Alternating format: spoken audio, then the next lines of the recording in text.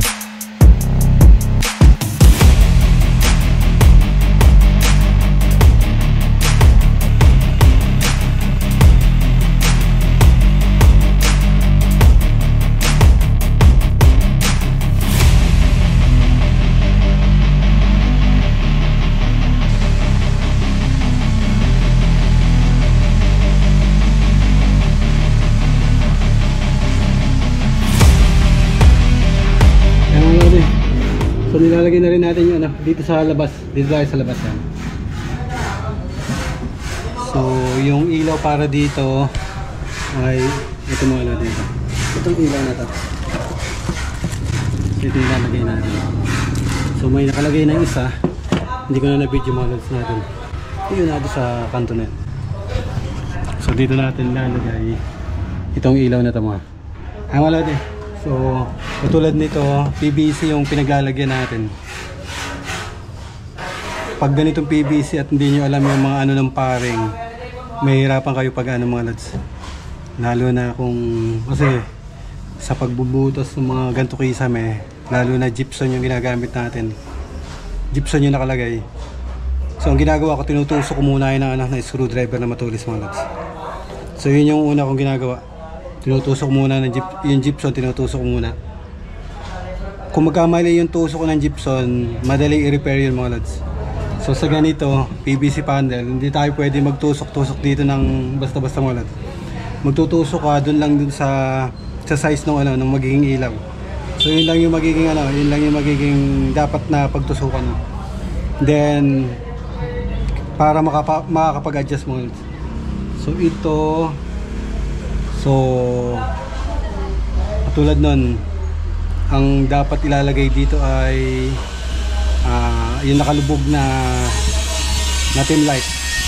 So ngayon surface mounted na yung yung paring dito ata nila nalagay yung paring mga lads sa ganito dito. So tama lang yun dun sa ilalagay natin na surface mount na ilaw mo. Itong wire is mas lamang dito sa side na ito mga lads. Konti dito. So kaya dito natin ilalagay yun. Tutusokin muna natin ito. Try natin tusokin ito.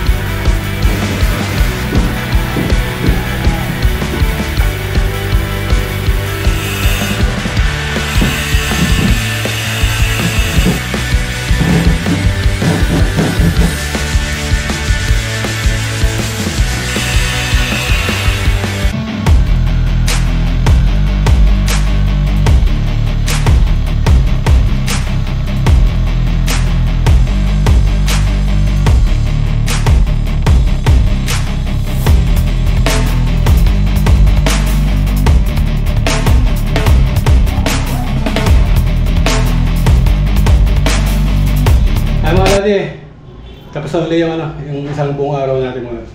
So nakita niyo naman sa video, lighting siyang mga pinagtitira natin mga lads. So yun yung naka-schedule ngayon. Day 6 yung mga lads, day 6. So yung ibang ilaw hindi pa natin naikabit kasi gawa ng mga bracket, yung mga support. Lalo dun sa sa canopy.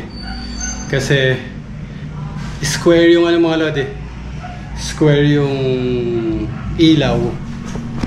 Ito, patulad dito. So pang-canopy rin yan mga lads. Pang-canopy rin yan. Square yan. Ngayon, dun sa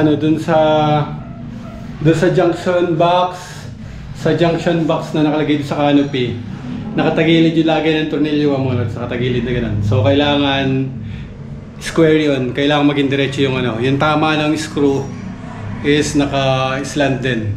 Kaya hindi pwedeng ilagay natin doon sa screw 1 ng junction box mga lads. Kaya itatama natin yon, ibubutasan natin ng panibago. So ihuli ko na yung yung may mga bubutasan. Ang pinagagawa lang natin ngayon is yung mga pin light and yung kung ano yung pwede magawa natin ngayon, pinagagawa natin. So ayan mga lads. So next next video na lang uli para sa day 8 mga lads. Day 7 out.